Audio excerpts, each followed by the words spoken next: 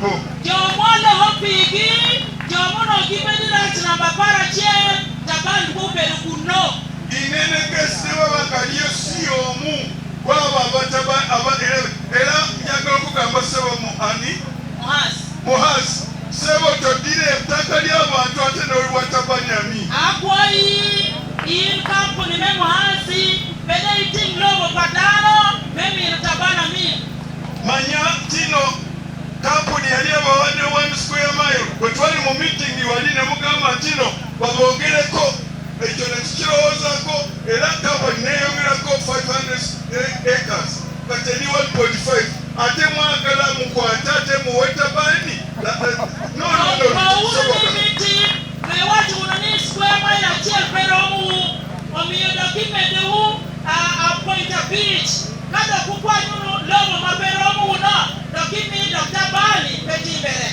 So banange Tabani will not get even 1 square inch of that land.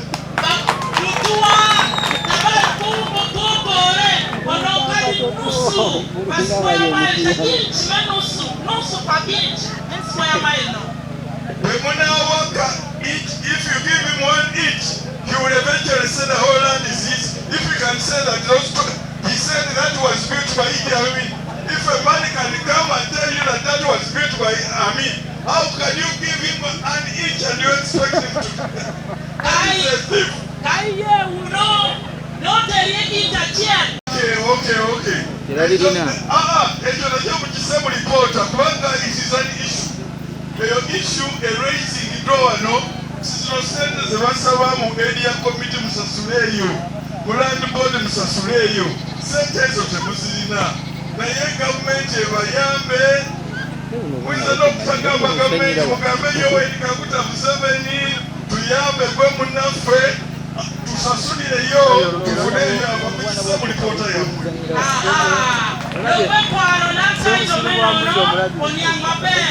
Mama no send the payment to the area land committee land board. One George one report. Whatever one the want the Rewa president, Yoweri Museveni, to the one name, but one of that title, and not a little bit of Hola ya Jamil.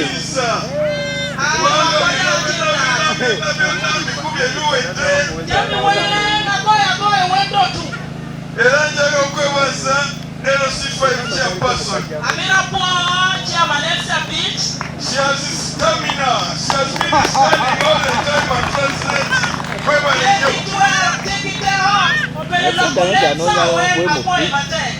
Banange mwebale nnyo okutwaniriza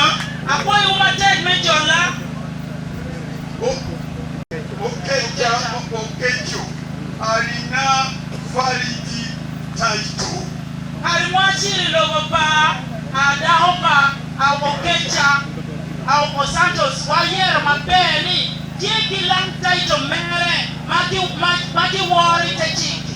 And I had the law in my hands, and I told you the law says section 59(1)(a) of the Land Act, if land is already owned by a person or authority, that land is not available for any other person.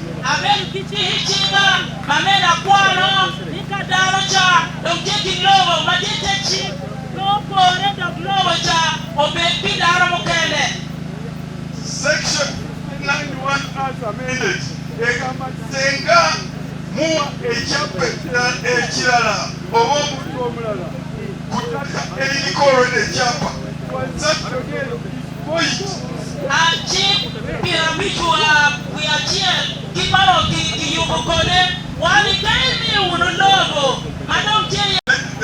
widow atenga alina letters of administration eza widow yowasatoso okejja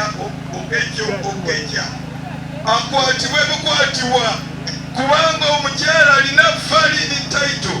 This is not an investment. This is a court order. Kisigalemo ekityo kigende mu process ya execution kiyoke kijje ate bwe kijja mulimu waliwo akawandiiko wali wansi wa execution order eweebwa court bailiff nti mu nnaku 3 oba toki executings. Benjamin, I didn't need the minister tractors wegemeregi bino gila nida tinne sebo mu maaso gaffe tulina genoisoke akakiiko ke kabuuliriza ensonga ezo zonna zitwalibwe mu kakiiko ke bajja kuwa lipoota bajja kuwuliriza abantu abo zenandibuuze zenandigamba nti polisi bwe balaba ebakwate ebabuuze twakita muzammwe zaali zikola ki eri mu ttaka lya opico buka naye ebyo katubirekere akakiiko kajeroisoke twakita zakwatibwa mu kumenya amateeka era kati ekisibiti y'amaanyi akakiiko okunoonyereza kwa jeroisoke bwe kunagamba nti we recommend that those tractors be returned to their owners, we shall return them. We shall go according to the recommendations. It's subject of investigation. We are about to trespass, torturing people, eating people's cows, destroying their property. If those allegations are found to be correct, General Taban will be arrested and charged in accordance with the law. Nobody is above the law. However high you are, however low you are, however huge or small, you are under the law. So that is going on now.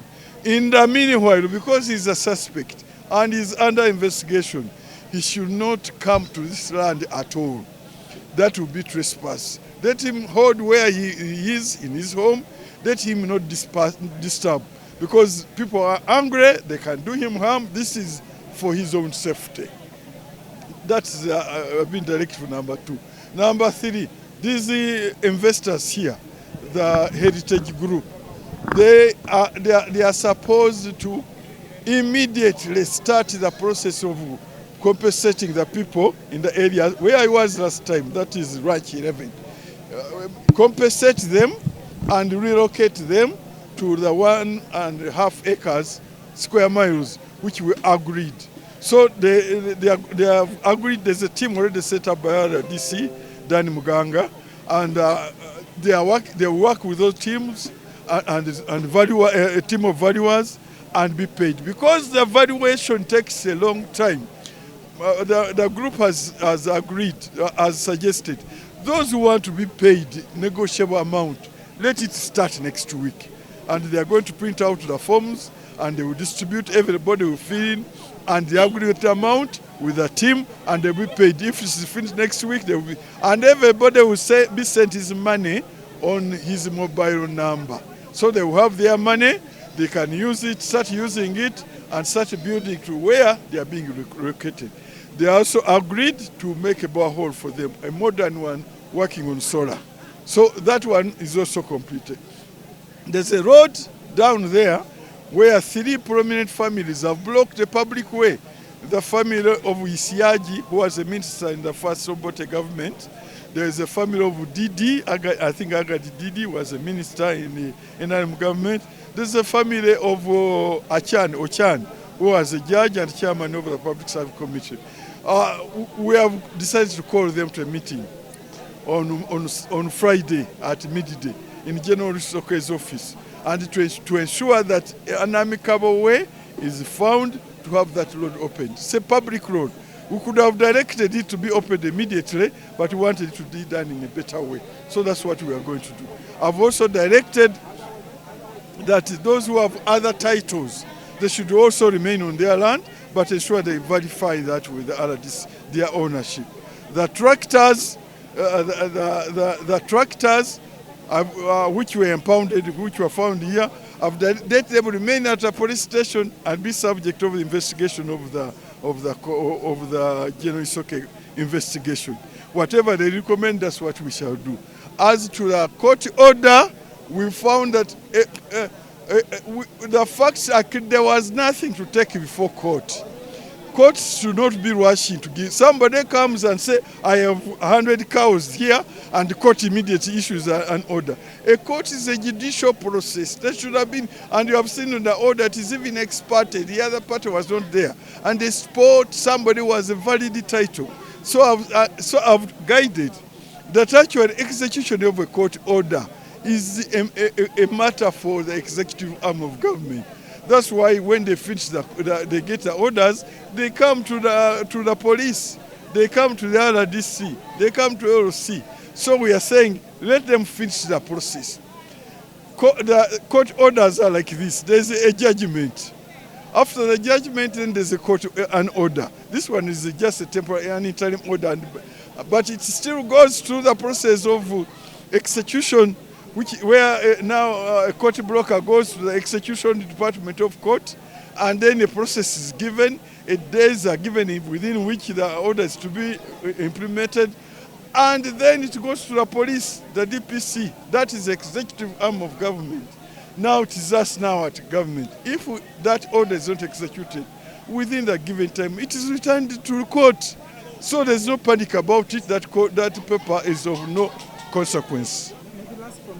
Can't stop stealing since the days of Moses. Stealing, I think, is one of the 10 commandments. Thou shalt not steal. But up to today, people steal.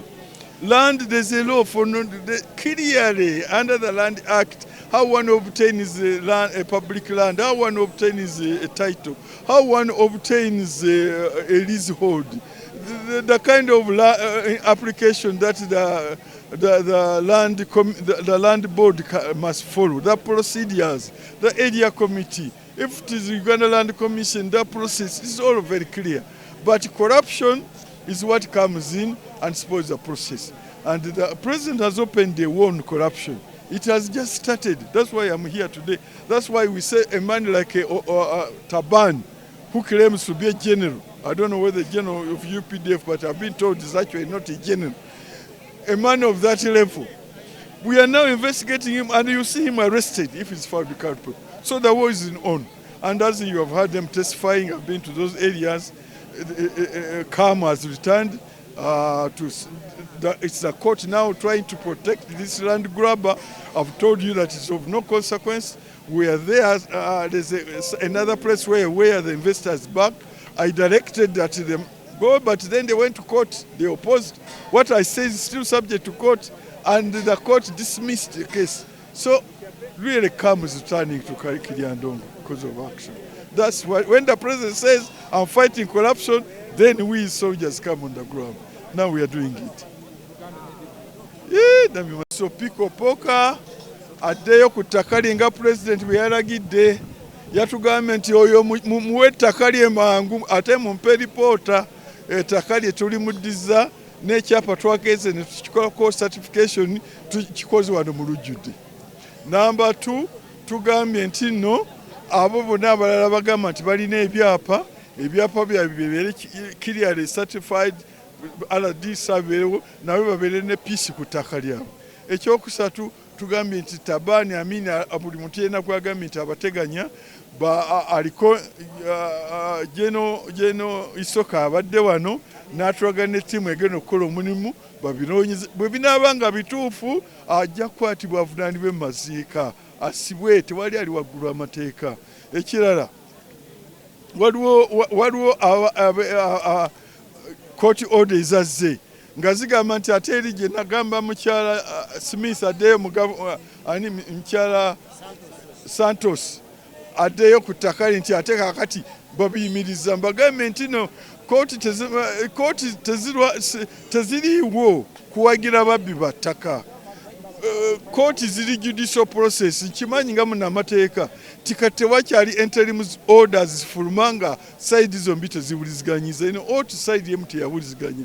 Kyekisooka. Ekyokubiri oli omukyala alina ekyapa kati toyinza kuyisa interim order nti toyingira kutakozesa ttaka lye. Ekyo kifuuwa. Ekyokusatu execution process tenaba. Mu mateeka wabaawo judgment ne wabaawo order ya court ne wabaawo execution process. Execution process tenaba. Bweneggwa ate ne bajja kujja mu government kubanga government is the implementer of court orders. Bajja kujja ku police, which is Ministry of Internal Affairs, bajje then tukitululire bwe kinaava mu police kijjeewa RDC kijje gye tuli ebinaddiriramu n'abiwulira. Naye kaakati ekyo ekipapula kifu. Eri oluguudo lwe bazibye tukyogeddeko, families 3 eziri prominent era ku eya DD yali minister, eya Isiaje yali minister, n'Okyani yali omulamuzi ate chairman wa Public Service Commission. Tuziise ku Lwomukaaga saa 6 tulabe engeri entuufu ey'okugulawo oluguudo olwo. Waliwo kyali obumungo olinako katonotono akalala ng'osi ogenda okuzimba wali n'okutandika okukola wali we bakuwadde 1.5 acres. Imansente ni mukeli chamya manamna ichirike oti kama kikete ulovu iwana 1.5 square mile. Yes, mwana mukakawale eyo yenkola ya President Museveni. Ate bano bonna nabagambye nti bagambye bagenda kuleeta emirimu 200 wano n'okusingawo. Njagala era tukkaliziganyiza nti abantu 200 abagenda okukola mu kampuni eno bonna balina kufa wano. Mwenna muli bakufa wano. Aha, utu chiganyi uno ene tispa gavumenti kimatiyukode da kampani uchirukelo kyoka kamaramu enfariyo ni magichiru titi kampani nyomapongi Kiryandongo. Ekyo nakyo kiwedde. Eno melotu. Wetubadde tujja wano tusanze abasibye ekkubo wali. Isamu wabino wano kujja magicheko kuduta kudumadita. Famile ya Isiagi yali minisita. Family by Isiagi John Enobe minister. Famile Agadi Didi. Family by Didi. Ne famile ya Rafocha. Family by Rafocha. Basibye public road wali. Itweyo kudubara cha. Tubadde tugamba nti tuli kula immediate naye tugamba nti tiimu ya Brigadier General Isoke eri wano kati era tusazeewo nti ku lw'omukaaga luno olwa wiiki eno ku ssaawa 6 timidite famire z'esatu zijja kujja mu ofiisi ya Isoke ffenna tujja kubeerayo tulabe nti oluguudo olwo oluggulwawo amangu ddala awatali kwekwasa nsonga yonna. Nonani wachieki Brigadier Isoke nowawani immediately watweri ya kuyota ento wawani joni kijwa matambo chema bishia mobino saa bishia family denti wengi pipelu Kampala the office for Brigadier Isoke wekwa wijera kodi piya kudu japan wakutu iyo yoro. Kakati abamu ente zammwe bazirya Tabani azirya embuzi zammwe wano omukyala wa Opiko Poko agambye nti embuzi yalinawo nga 10 kati waliwo nga 3 ezo zonna yazirya ennyumba z'abantu yazookya. Njagala ssebo nga munoonyereza mufune abo bonna abaafiirwa ebintu babyogere nabyo bibise bulungi. Opika Amini Tabani alina okusasula ebintu ebyo byonna abantu abo balina okusasulibwa. Nyamukane watu ununi yandi unokitero udiwuki wango yandi ukichamo yeki kakampa madamo piko poka notimnyashie kodokera denono alego joma dito pikakan mekwedulo he get report muramo when Taban Amin ochiudemi palwaki dutu. Kakati sebo dokita waliwo dokita abadde wantukusazeeko ebintu ebinyumye bulungi rekodo ogiwadde naye era sebo kusaba dokita ono abadde wano genda funa ekiseera otuule ne ttiimu ya General Isoke eno abainvestigati bawe bulungi history oyo naye ajja kuba mu lipoota. Ebintu ebyo binyuma eggwanga bwe liba terimanyi history lyalyo eggwanga terina gye liraga. Sebo dokita ala ttiimu neradde erinnya lye. Story eyo gibawe bulungi very good recorders, they will record it. Dr. Peter Langi. Give that story to the investigators. It's a very, very important history. I know General Isoke's team because I've worked with him. I know they don't mind even producing 1 volume, 2 volumes, or 3 volumes. They are going to produce all that and it will go into the archives of Uganda that there is this history and to help. Please give it. Amirkwano Dr. Rangi Manache Kakal ni wama muluku muluku sawa pulama nukare loki ba Brigadier Isoke charge me when to a beach make it kama kitari yelo mangeya mamulu Uganda wahomele wapere lakini lo ujuju mierbe kilo lo mangeya wa Hong Kong ekintu ekinamaliza titles banange the law is very clear that district land board there is a district area land committee ndowooza LC5 ojja kuyamba abantu okulaba engeri gye baapulayinga okufuna ebyapa procedure weeri mu district board ne secretary waali wano